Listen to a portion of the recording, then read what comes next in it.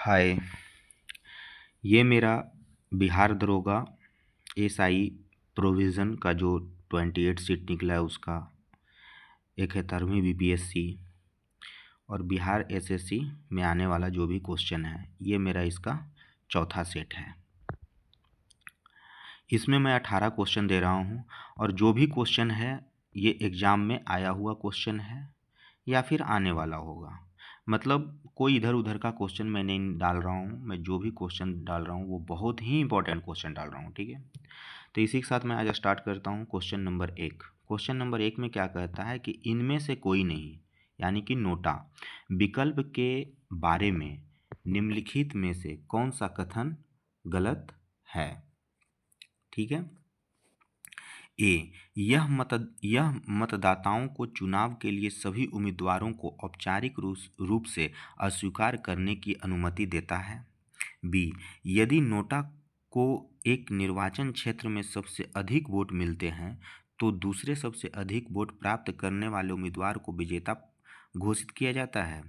सी इसे पहली बार 2014 के केरल विधानसभा चुनाव में पेश किया गया था। डी उपरोक्त में से कोई नहीं। इसका आंसर हो जाएगा सी, इसे पहली बार 2014 के केरल विधानसभा में पेश किया गया था। ठीक है,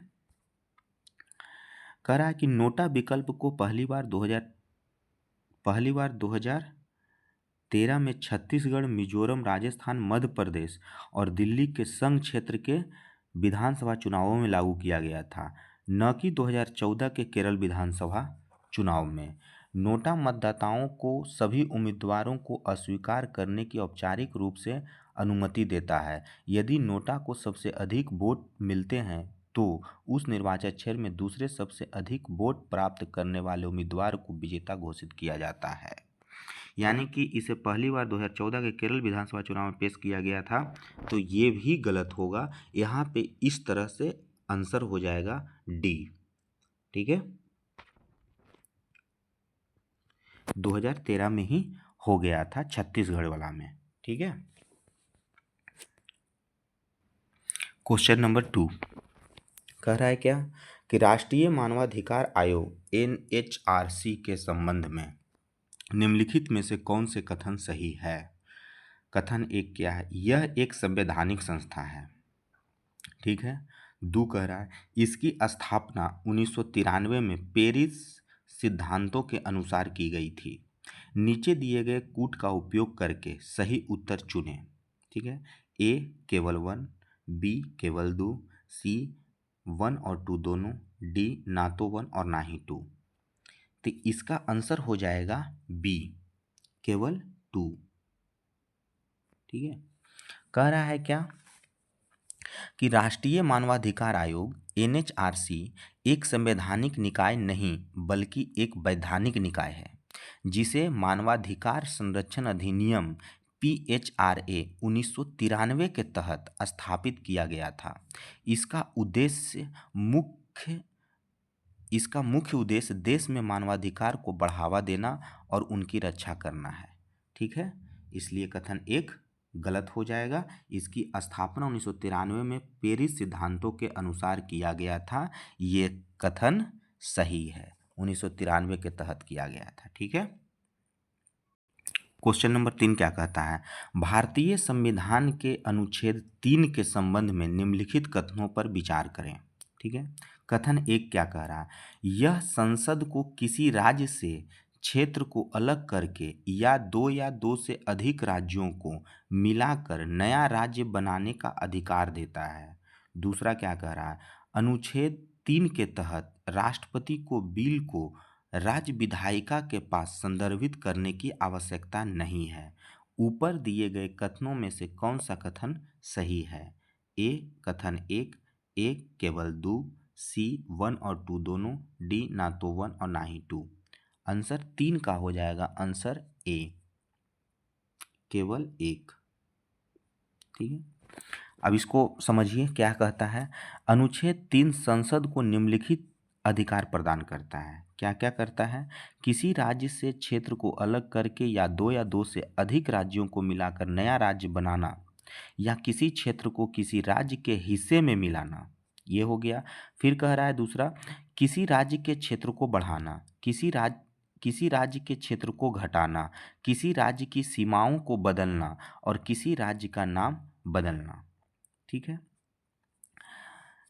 अब फिर क्या कह रहा है कि अनुच्छेद 3 के तहत निम्नलिखित शर्तें हैं। क्या क्या है? ऐसे परिवर्तनों की प्रस्तावना वाला बिल संसद में राष्ट्रपति की पूर्व सिफारिश के साथ ही प्रस्तुत किया जा सकता है और राष्ट्रपति को बिल की सिफारिश करने से पहले संबंधित राज्य विधायिका के पास इसे उनके विचार व्यक्त करने के लिए संदर्भित करना होगा और राज्य विधायिका की सलाह को स्वीकार या अस्वीकार किया जा सकता है।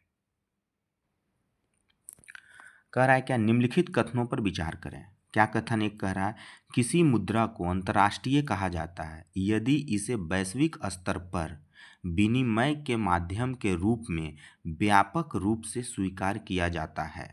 दूसरा, मुद्रा अंतर्राष्ट्रीयकरण से तात्पर्य किसी मुद्रा के उसके मूल देश के बाहर उपयोग से है। ऊपर दिए गए कथनों में से कौन सा कथन सही है? केवल एक, केवल दो, वन और टू दोनों, ना तो वन और ना तो टू। ठीक है। 4 का आंसर हो जाएगा सी, दोनों कथन सही है। ठीक है, दोनों कथन सही है। क्वेश्चन नंबर 5 क्या कह रहा है? भारत के स्वर्ण भंडार के संबंध में निम्नलिखित कथनों पर विचार करें। क्या कह रहा है? ये भंडार भारतीय रिजर्व बैंक आरबीआई के पास है। दूसरा क्या कह रहा है कि भारत के स्वर्ण भंडार का एक महत्वपूर्ण हिस्सा बैंक ऑफ इंग्लैंड में संग्रहित है। ऊपर दिए गए कथनों में से कौन सा सही है? केवल वन, केवल टू, वन और टू दोनों, ना तो वन ना तो टू। ठीक है, तो 5वां का आंसर हो जाएगा सी, दोनों कथन सही है। ठीक है,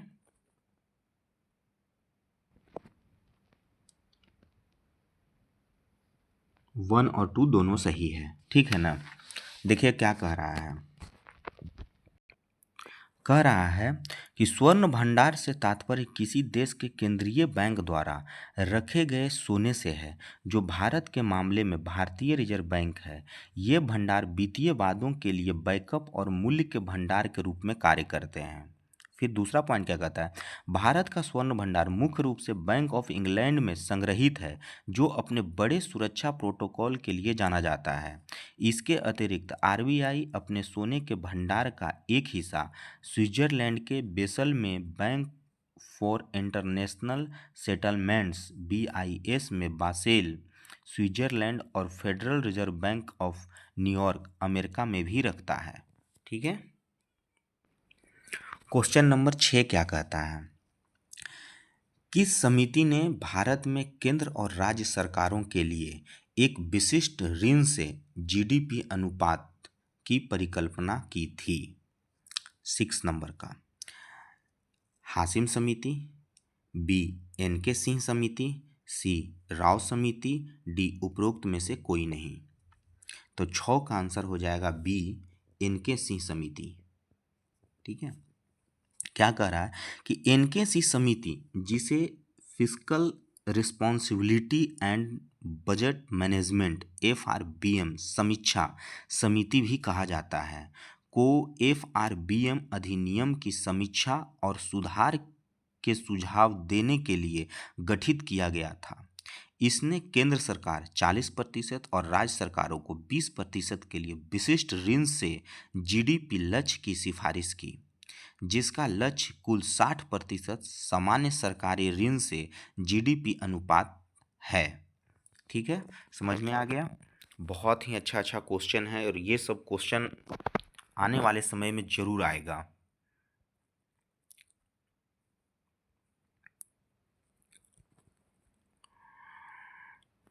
क्वेश्चन नंबर 7, क्वेश्चन नंबर 7 क्या कहता है, केंद्रीय अप्रत्यक्ष कर और सीमा शुल्क बोर्ड सीबीआईसी किस मंत्रालय के अंतर्गत आता है? वित्त मंत्रालय, बी गृह मंत्रालय, सी वाणिज्य और उद्योग मंत्रालय, डी उपरोक्त में से कोई नहीं। ए आंसर हो जाएगा वित्त मंत्रालय। ठीक है। कह रहा है क्या कि केंद्रीय अप्रत्यक्ष कर और सीमा शुल्क बोर्ड CBIC राजस्व विभाग वित्त मंत्रालय के अंतर्गत आता है। ठीक।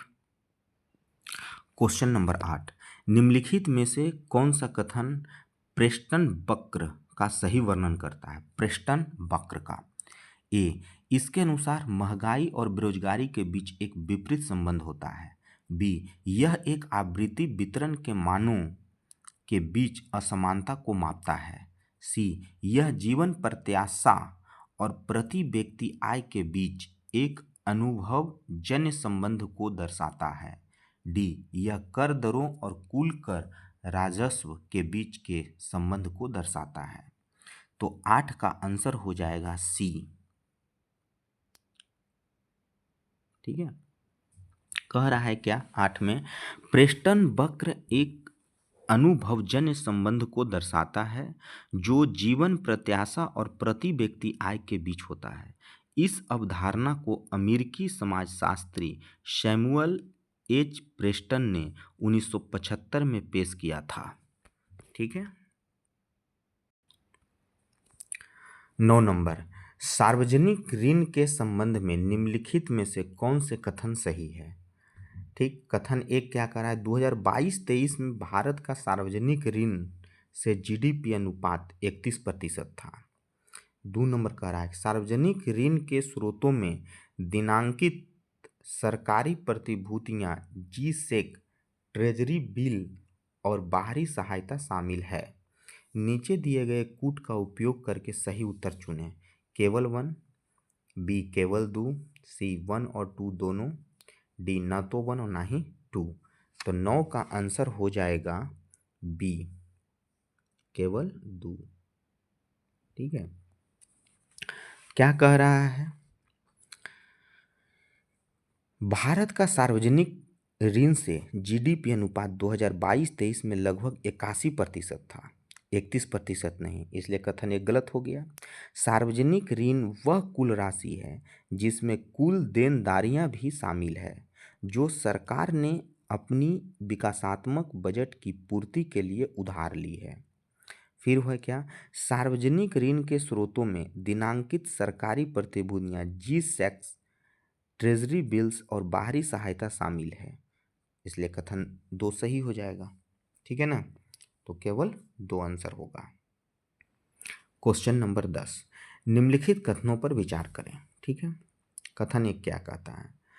RBI वाणिज्यिक बैंकों को केंद्रीय बैंक के पास अपनी अतिरिक्त नकदी जमा करने पर जो ब्याज दर देता है उसे रेपो दर के रूप में जाना जाता है।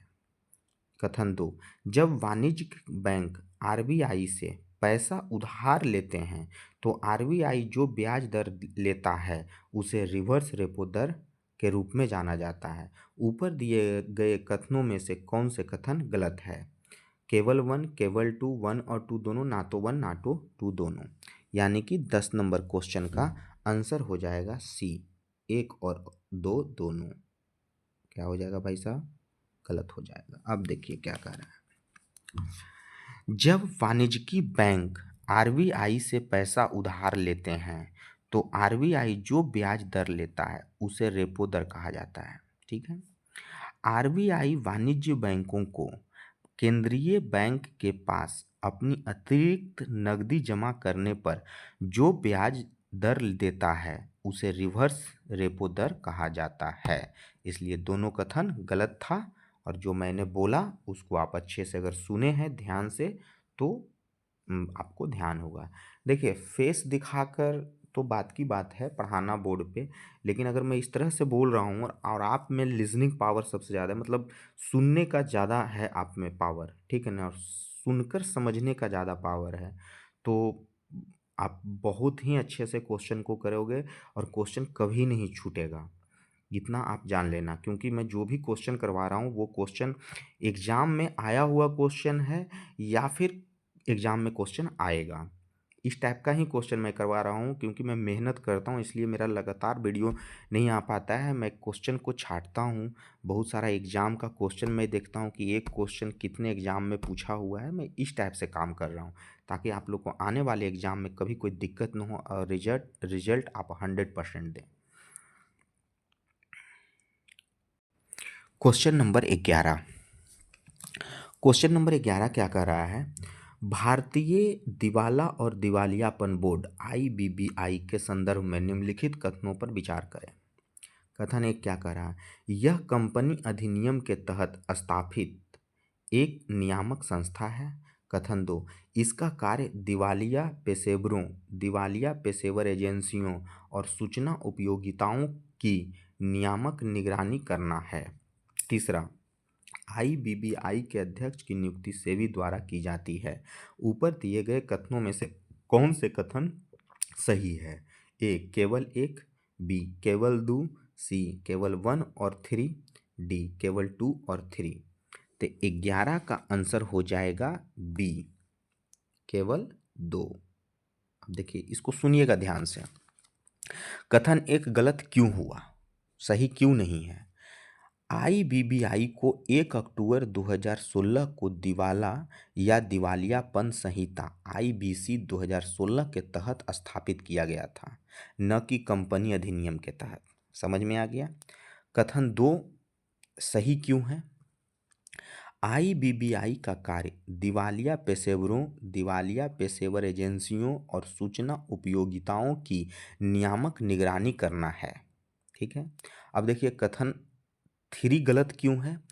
IBBI के अध्यक्ष की नियुक्ति केंद्रीय सरकार द्वारा रिजर्व बैंक ऑफ इंडिया के साथ परामर्श से की जाती है। समझ में आ गया? इसीलिए इसमें सिर्फ कथन ऑप्शन बी सिर्फ सही है और 1 और 3 गलत है। ठीक है। देखिए, बहुत ही अच्छा मैं क्वेश्चन दे रहा हूँ और आप लोग भी मेहनत कीजिए, मेरे चैनल को सब्सक्राइब कीजिए, लाइक कीजिए, कमेंट कीजिए। कुछ ऐसा अगर रहेगा तो कमेंट करके बताइए कि आप ये चीज़ को सुधारें, तो मैं और सुधारने की कोशिश करूँगा। ठीक है, ताकि आप लोग को इम्पोर्टेंट क्वेश्चन आप लोगों को दे सकूँ। और आप लोग हिम्मत मत हारना। मैं एग्ज़ाम के टाइम आते आते आपको हम 2500 से 3000 3500 क्वेश्चन तक ज़्यादा से ज़्यादा क्वेश्चन मैं करवाने की कोशिश करूँगा। ठीक है। Science, history, physics, chemistry, biology, geography, polity, economics का क्वेश्चन अभी आप देख ही रहे हैं कितना अच्छा क्वेश्चन मैं दे रहा हूँ। ठीक है। तो इस तरह से हम क्वेश्चन देंगे। अब चलिए आगे बात करते हैं क्वेश्चन नंबर 12। GAAR गार के बारे में निम्नलिखित में से कौन सा कथन सत्य है? ए, इसे पहली बार प्रत्यक्ष कर संहिता विधेयक 2009 में पेश किया गया था। बी, गार अंतिम उपाय का प्रावधान है जिसका उपयोग अस्वीकार कर बचाव प्रथाओं को संबोधित करने के लिए किया जाता है। सी, गार मुख्य रूप से विदेशी निवेशकों को कर लाभ प्रदान करने के लिए डिजाइन किया गया है। उपरोक्त में से कोई नहीं। डी। तो आंसर हो जाएगा 12 का बी। ठीक है। अब इसको डिस्कशन थोड़ा कर लेते हैं। गार नियम 1961 के आयकर अधिनियम पर आधारित है और इसे पहली बार प्रत्यक्ष कर संहिता विधेयक 2010 में पेश किया गया था, ना कि 2009 में। ठीक है।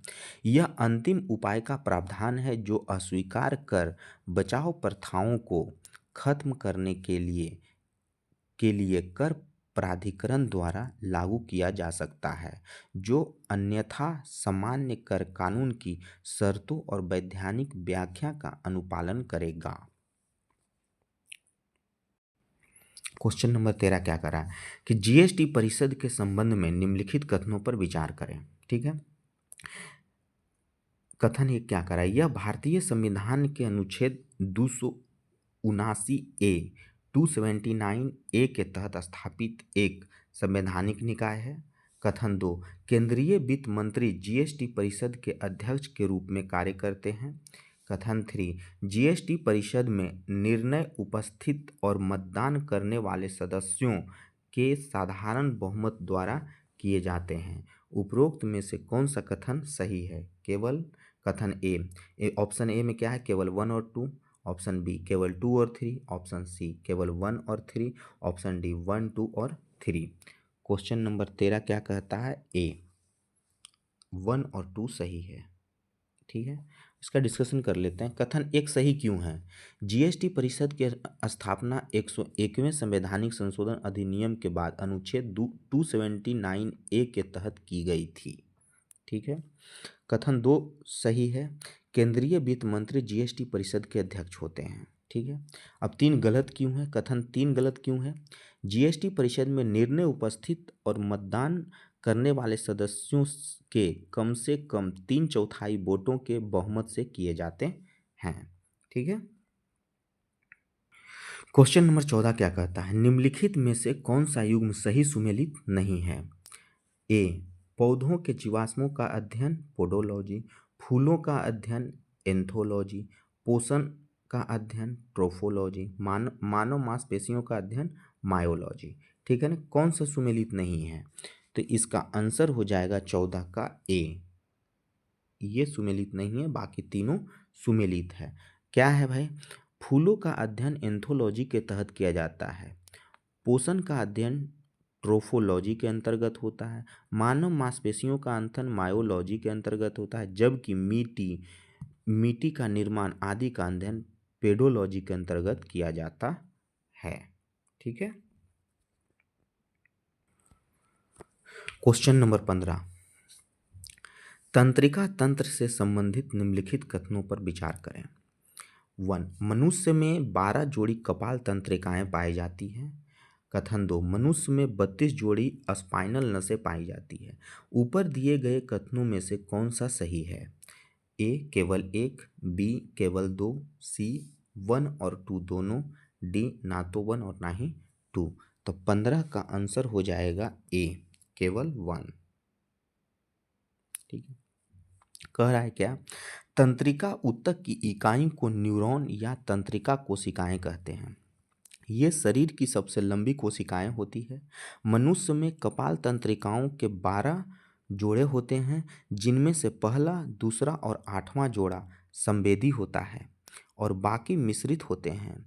जबकि मनुष्य में 31 जोड़ी रीढ़ की हड्डी की नसें पाई जाती है। यह हाथ पैरों की मांसपेशियों, त्वचा ग्रंथियों, त्वचा ज्ञानेंद्रियों आदि को रीढ़ की हड्डी से जोड़ता है। इस प्रकार कथन 1 सही है, जबकि कथन 2 गलत है। क्वेश्चन नंबर 16, निम्नलिखित में से कौन सा तत्व प्रकाश संश्लेषण के लिए आवश्यक है? ऑक्सीजन, जल, कार्बन डाइऑक्साइड, सूरज की रोशनी। नीचे दिए गए कूट का उपयोग करके सही उत्तर को चुनना है। ठीक है। तो 16 का आंसर हो जाएगा डी 2, 3 और 4। ठीक है। जल, कार्बन डाइऑक्साइड, सूरज की रोशनी। ठीक है। अब आंसर में क्या करा है कि प्रकाश संश्लेषण प्रक्रिया के लिए जल, कार्बन डाइऑक्साइड, सूर्य की रोशनी और क्लोरोफिल आवश्यक तत्व है। ऑक्सीजन गैस प्रकाश संश्लेषण की प्रक्रिया के माध्यम से मुक्त होती है। ठीक है। क्वेश्चन नंबर 17, निम्नलिखित कथनों पर विचार करें।